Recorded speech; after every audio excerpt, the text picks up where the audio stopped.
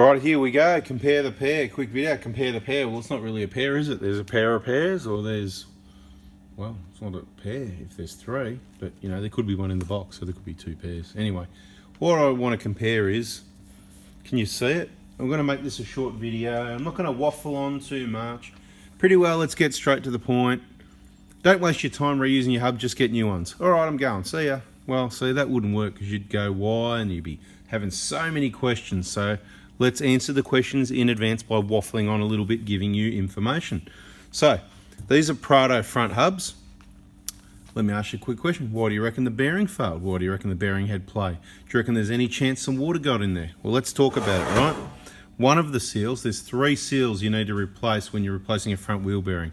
And in case you didn't know, we do supply the kit for that, you know, Prado mainly, and some Hilux ones too. We've got a few there on the shelf. Brand new hubs, bearings, all the seals, O-rings, bolts, everything, the whole lot ready for the D.I.y bolt on, or take it to your local workshop. Makes it easier for them, so you'll save a lot of labour because they don't have to waste their time splitting these. Why is it a waste of time? As I've said before, you know, sometimes these studs, they're like 10 bucks each. They get stretched, so they could be about to break, so you get fresh studs. Nice, new. What if somebody's hit a gutter before you own the car? This could be bent. Probably not, because it's genuine Toyota. See, genuine Toyota. And that's my point. Use genuine. Don't go and get the Chinese one, because they won't be as good quality steel. And when you do hit the rough stuff, they'll probably get bent or something like that. Now, the main reason to not reuse, this is a perfectly good genuine one. Well, is it really perfectly good? Which one looks perfectly good? Does this one look perfectly good, or the others look perfectly good? If you want cheap, I can save you a little bit of money, because we're going to save the money in purchasing this, but we've still got to put labour into removing this. And I've got to stand here for, what, an hour with wet and dry rubbing to clean that up, if you want it to last anywhere near as long as that. Or we can just put the money into that, because for about the same or less money, you're going to get that instead of that. And look at the surface, it's beautiful. And why is that important? Because one of the seals, all right, that's the surface where it seals right there. See that line there? I don't know if you can see that. You should be able to. Same on this one over here. You can see the line there, right? See the line on this one? No. Oh, nice and smooth.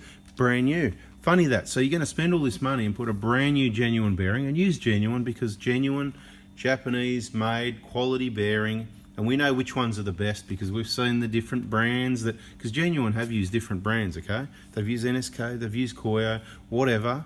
So we've got all the best bearing, seals, whatever combination that we put together in our kit. The reason I don't like using these is because I hate splitting them. They're a pain in the, you know what, right? So we don't want to do that, and then it creates all this other work. There's rust and corrosion there because some of that has come past the seal, right? Now, to clean that up, to get it anywhere near as good as that, I could probably spend 20 minutes on each one of those. There's 40 minutes. I don't know what your hourly rate is, but I tell you what, it's just not worth it between the time splitting it and the time cleaning it up. Now, we've done this so that I can make a video, and so that if we've got someone that wants to be cheap and reuse them, we can do it. And don't get me wrong, sometimes they come up a lot better than that, but that's the risk. You don't know. If you buy just a bearing or a Chinese bearing, you're just turning your Toyota into a Great Wall.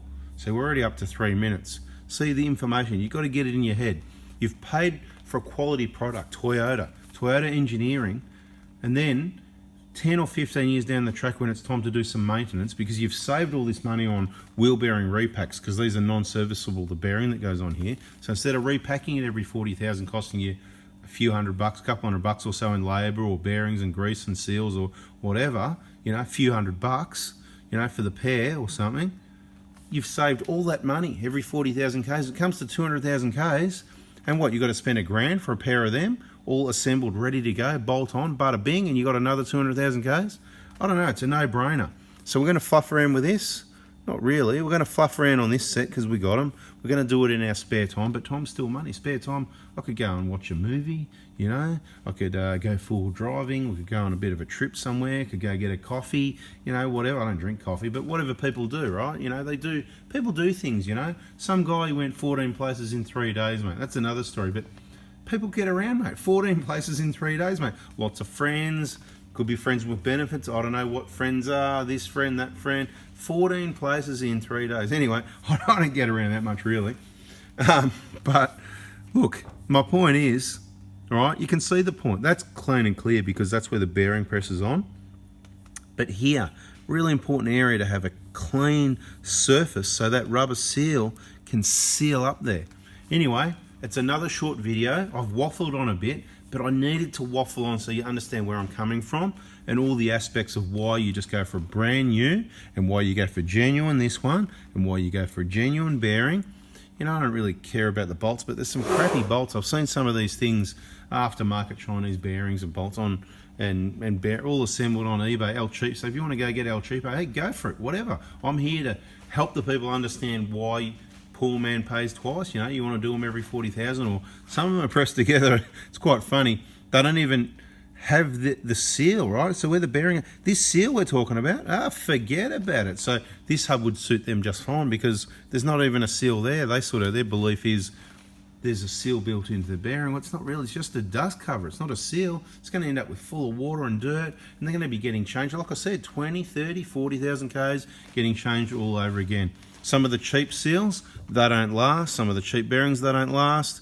You want quality finish? Genuine. That's it, guys. Kept it short as I could and as long as I could together. Please give us a thumbs up if that helps you understand why. And if you haven't seen our other videos, just search Prado front hub or Hilux front. Tell you what, I've got a playlist called How to Buy Our Parts Kits or something like that. Check those out because it goes through the parts we can supply you, and all these things come together to help you. It's the solution. So the genuine solution pressed together, bada bim. Then all you need to do, bada bing, and then you can bada boom it and you just put it on yourself. I'm out of here, guys. Thanks for watching. See ya. Thumbs up, subscribe, bell on. Bye.